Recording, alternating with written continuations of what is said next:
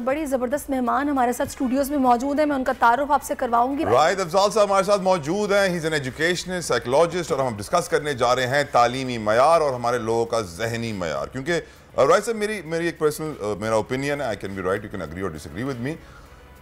हमारे स्कूलों में, हमारी यूनिवर्सिटियों में, हमारे कॉलेजेस में जो तालिब इल्मों को, बच्चों को, मुस्तकबिल के मेहमारों को पढ़ाया जा रहा है, और जब वो ग्राउंड में उतरते हैं, मार्केट में आते हैं, नौकरी तलाश करते हैं और अपने रोज़गार और 2 वक्त की रोटी कमाने का सोचते हैं, तो एक तो प्रॉब्लम ये है कि वो प्रिपेयर्ड नहीं होते हैं। एकेडेमिया में, इंडस्ट्री में एक बहुत बड़ा गैप है।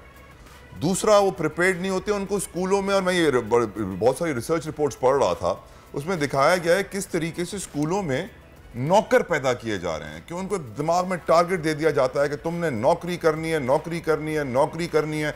कारोबारी सलाहियत को सही तरह प्रमोट नहीं किया जाता, उनकी मेंटल ग्रोथ को नहीं देखा जाता, और एक स्लेव बना दिया जाता है, गुलाम बना दिया जाता है।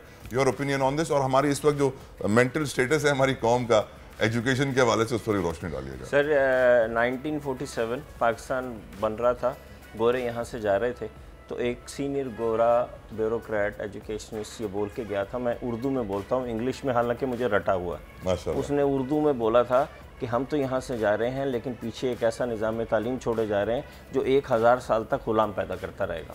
क्या बात है, यानी गुलाम दर गुलाम दर गुलाम, और आज भी हम अंग्रेज़ों के गुलाम, और तालीमी निज़ाम ने भी हमें मज़ीद गुलाम बना दिया। एक्चुअली सर गोरे ने कैलकुलेट किया था कि मुसलमानों ने हिंदुस्तान पे कोई 750-800 साल हुकूमत की है, तो उसका 1000 साल का प्रोग्राम था, उनकी किताबों में लिखा हुआ है कि हम मुसलमान से इतने तो बेहतर हैं कि हम 1000 साल हुकूमत कर लें। जब सेकंड वर्ल्ड वॉर हुई है और उन्हें छोड़ना पड़ा, तो वो छोड़ के नहीं गए, उन्होंने पीछे वो सारी चीज़ें प्लेस कर दी, जाल बिछा दिया, जिसके बाद वो वहाँ बैठ के हम पे हुकूमत कर सकें। और उसमें से एक टूल जो था वो निज़ाम तालीम था कि रट्टा लगा के थिंकिंग स्किल्स के बगैर लोग पैदा होते रहें। और वो फिर अब ये देखिए ना कि फिर इस वजह से हम मुसलसल 75 साल से, चूँकि वो ब्रेन कैपेसिटी नहीं बिल्ड कर पा रहे लोगों की, तो हमारा मेयार ज़िंदगी नीचे जा रहा है। ये सारे क्राइम, ये जो भी आप खबरें सुना रहे हैं, ये इसके पीछे तो फर्द ही है ना, उसका लेवल वो नहीं है कि जो वो कुछ, इसीलिए हम पढ़े लिखे जाहिल हैं, पढ़े लिखे नहीं। तो राहिद साहब, हम वैसे तो उनको बहुत फॉलो करते हैं कि जनाब वहाँ पर ये हो रहा है, वो हमारे हुक्मरान कहते हैं, हमने उनसे पूछा है कि आपके मुल्क में काम इस तरह हुआ, आपने कैसे ओवरकम किया, हमें वो पॉलिसी बताएं, हम उस पर अमल करेंगे। अगर वो छोड़ गए तो हमने उसका काउंटर क्यों नहीं तलाश किया? हम इतने बेवकूफ़ भी नहीं थे। एक्चुअली आप देखिए कि मैंने कोई 30 एक अंडर डेवलप्ड मुल्क दुनिया के देखे हैं माशाल्लाह। तो आप सबको नोट करें, चाहे वो क्रिश्चियन हो, मुस्लिम हो, चाहे एशिया के हो, अफ्रीका हो, उनमें सब एक चीज़ कॉमन होती है, उनकी सारी जो फॉलोइंग है ना वर्ष की, वो सुपरफिशियल होती है। फैशन में हो गई, गाड़ियों में हो गई, चीज़ों में हो गई, जो डीप कोर में जाके चेंज होती है ना, वो हमारे पास वो एबिलिटी नहीं होती। नक्शे कोहन पे अड़ना, तामीर नौ से डरना, मंजिल यही कठिन है कौमों की ज़िंदगी में। उसके लिए जो पैराडाइम शिफ्ट, वो कोर से चीज़ चेंज करना ना, वो हमारे अंदर सलाहियत ही नहीं। वो पैराडाइम शिफ्ट कैसे आएगा, हमें क्या करना होगा, कुछ विजन दे सकते हैं? सर देखिए, इसमें 3-4 चीज़ें हैं जहाँ से चेंज ओरिजिनेट होती है। या तो एजुकेशन इंस्टीट्यूशंस के जो लीडर्स हैं वो सोच लें कि हमने चेंज करना है, या पेरेंट्स सोच लें कि हमने चेंज करना है, या फिर स्टूडेंट खड़ा हो जाए। सर हम तो मैट्रिक और इंटर के इम्तिहानों से चीटिंग नहीं खत्म करवा सकते, ये पैराडाइम शिफ्ट तो आप बहुत बड़ी बात कर रहे हैं। कि पेरेंट्स जो है ना, वो शायद जरूर कोई उनके, देखें, औलाद के लिए कोई नहीं चाहता कि बुरा हो, या फिर उसको उस तरह से पॉलिश ना करे जैसे कि ज़माने में वो आगे बढ़ सके, उसकी ज़रूरत है। पेरेंटिंग में आप क्या समझते हैं कि पेरेंटिंग में हमारी औरत, देखिए मॉडर्न एजुकेशन सिस्टम समझने के लिए जितने नंबर ऑफ़ आवर्स चाहिए ना, उससे कहीं ज़्यादा नंबर ऑफ़ आवर्स शादी की तैयारी में और कोरमा बनाने पे लगते हैं। जब हमारे पेरेंट की प्रायोरिटी ये है कि उसने इंटरनेट पे जाके डिशें सीखनी हैं, और उसने नए शरारे गरारे का डिज़ाइन सीखना है, और उसने ये नहीं सीखना कि उसके बच्चे की फ्यूचर सक्सेस के लिए क्या बेहतर है, तो वो तो फिर नहीं कभी भी एनलाइटन होगी। देखिए इस वक्त जो करने का काम है ना, आपको पता है दुनिया इस पे टोटली एग्री कर, ये जो आज जिस टाइम पे ये प्रोग्राम हो रहा है ना, दुनिया में सेकंड बिगेस्ट चेंज आ चुकी है पिछले 10,000 साल की। आपको पता है कितने क्रिटिकल टाइम में जी रहे हैं। फायर इन्वेंट हुई थी ना, उसके बाद आज दुनिया की फायर के बाद सबसे बड़ी इन्वेंशन हो चुकी है जिसने ये सब चेंज कर देना, और वो है AI, artificial intelligence, chat GPT और उस तरह के बहुत से टूल। पिछले 4 महीने में 1500 AI टूल लॉन्च हो चुके पूरी दुनिया में, 1500।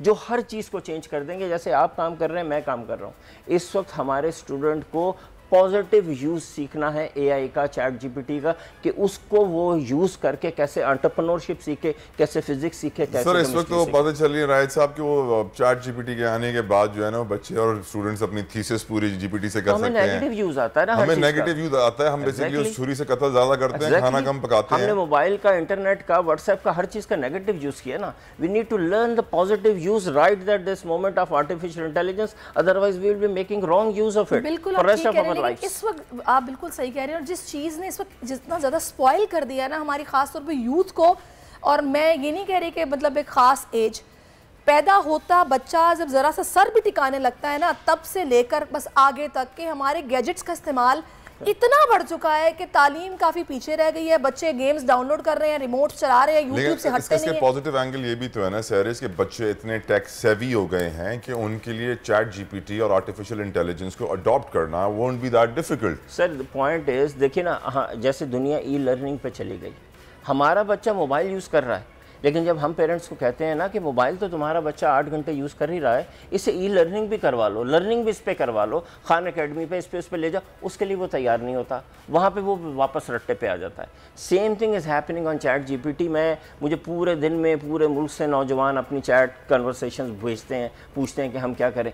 90% उसको गार्बेज के लिए यूज़ कर रहे होते हैं, 90%। They don't know how to use this more constructively. हालांकि चैट जीपीटी पे कुछ 27 प्रॉम्प्ट्स हैं, 27 एक्शंस हैं, अगर आप ले लें तो वो आपको वर्ल्ड क्लास एंटरप्रेन्योर में चेंज कर देता है। जी हाँ, टोटल गाइडेंस वो आप देता है। सजेस्ट क्या करेंगे पेरेंट्स को, क्या करना चाहिए उन्हें बेसिकली, इनिशिएटिव वो कैसे लें? देखिए इनिशिएटिव वो यूँ लें कि वो चैट जीपीटी से रिलेटेड जितनी वीडियोस पड़ी हैं ना यूट्यूब पे और फेसबुक पे, उधर बहुत लोगों ने बहुत मटेरियल डाला है, उसको स्टडी करें, वो मुझे फॉलो कर लें। I will give them free information, free है। यूट्यूब पे देते हैं ट्रेनिंग्स ऑनलाइन? देखिए मैंने पूरा प्रोग्राम्स बना के स्कूलों को दिए हैं, लोगों को दिए हैं, और पिछले 1 महीने में जो मैंने एंटरप्रेन्योरशिप का चैट जीपीटी से प्रोग्राम बना के लोगों को फ्री में दिया है, वो 2 मिलियन टाइम्स डाउनलोड हो चुका है। माशाल्लाह। तुमने डाउनलोड क्यों नहीं किया सर अभी तक? और उसका नाम ये है become an entrepreneur with chat GPT. और उसमें आप 3 साल के अंदर दुनिया के top entrepreneur, e commerce, freelance expert में चेंज हो सकते हैं। मैं सोच रही हूँ राहिद साहब की बातें सुनने के बाद कि हमारा वो तबका, नौजवान तबका जो कि इस वक्त मायूसी के आलम में घरों में डिग्रीज के साथ बैठे हुए हैं, उनके लिए कितना इफेक्टिव, बहुत कितना फायदेमंद है, वो क्यों बहुत जरूरी, फायदा क्यों नहीं उठा रहे? हमें अवेयरनेस नहीं है, इस तरह के प्रोग्राम नहीं हो रहे हैं हमारे मुल्क में। पूरी दुनिया में इस वक्त इस तरह के प्रोग्राम हो रहे हैं जैसे आप कर रहे हैं, और हमें वो ऑडियो लीक से फुर्सत नहीं। सैडली राहिद साहब, हमें आर्टिफिशियल इंटेलिजेंस से डराया बहुत गया ना कि एआई आएगा तो इंसानों की सारी नौकरियां खत्म हो जाएंगी, सारे काम मशीनें करना शुरू हो जाएंगी, बेरोजगारी बढ़ेगी। हकीकतन एआई का सही इस्तेमाल करके हम रोजगार के मजीद मौके पैदा कर सकते हैं। सर मैं आपको मजे की बात बताऊं, आज से सिर्फ 5 साल पहले सबसे ज्यादा व्हाट्सएप, यूट्यूब पे शो जो था ना, हमारे मजहबी तबके ने मचाया था कि ये हराम है और यूं कर देगा और वो कर देगा। और इस वक्त मिलियन व्यूज़ और मिलियन डॉलर्स जो कमा रहे हैं ना, वो मजहबी लेक्चर्स पे हमारे आका सल्लल्लाहु अलैहि वसल्लम ने फरमाया मेरी उम्मत में 73 फिरके होंगे, सारे जहन्नमी होंगे सिवाय एक के। पूछा गया कौन? वो जो मेरे सहाबा और मेरी इताअत और पैरवी करेगा। अल्लाह ताला हमें उस एक फिरके से बनाए, लेकिन हकीकतन मजहब फरोशी सबसे बड़ा कारोबार है, जिसकी वजह से मुल्लास के बारे में लोग बहुत कुछ कहते हैं। अल्लाह ताला हमारे दीन को सारी बुराइयों से पाक करे। बहुत बहुत शुक्रिया राहिद साहब, thank you so very much for coming on our show. एक बात वाज़ेह है कि चैट जीपीटी और आर्टिफिशियल इंटेलिजेंस से बहुत कुछ फ़ायदा उठाया जा सकता है, हम उठा नहीं रहे हैं, लेकिन राहिद साहब को आप फॉलो करके सोशल मीडिया प्लेटफॉर्म से इनसे रब्ता करके इनकी बनाई हुई प्लान से फ़ायदा उठा सकते हैं। हवाए नफ्स की है हुक्मरानी, लुटेरा कर रहा है पासबानी। बोल न्यूज के मार्केटिंग हेड आकाश राम ताहा लापता, तफ्तीशी इदारे जवाब देने से कासिर, अहले खाना परेशान, बेटे की जुदाई में माँ गम से निढाल। जो बच्चो हिंदू पर आए थे जो को पाकिस्तानी, मुझे मेहरबानी करे पंहिंजो आकाश वापस कयो। अमेरिकी सेनेट में कांग्रेसमैन की आकाश राम के अगवा के खिलाफ पुरजोर मुजम्मत। And I, of course, have been concerned about some of the terrible disappearances, some of the abuses of human rights in Pakistan. United nation ने भी आकाश राम की बाजियाबी के लिए मौसर इकदामात उठाने का इंदिया दे दिया। मुश्किल की इस घड़ी में आर्मी मीडिया समेत इंडियन मीडिया भी चीख कर आकाश राम की बाजियाबी के लिए आवाज उठा रहा है। आलमी सहाफती तंजीम और इंसानी हुकूक की आलमी तंजीमों की भी आकाश राम के अगवा की मुजम्मत। उफ क्या जुल्म है, बोल इंसाफ का मुंतजिर। सब्सक्राइब करें और बेल दबाएं ताकि कोई खबर रह न जाए।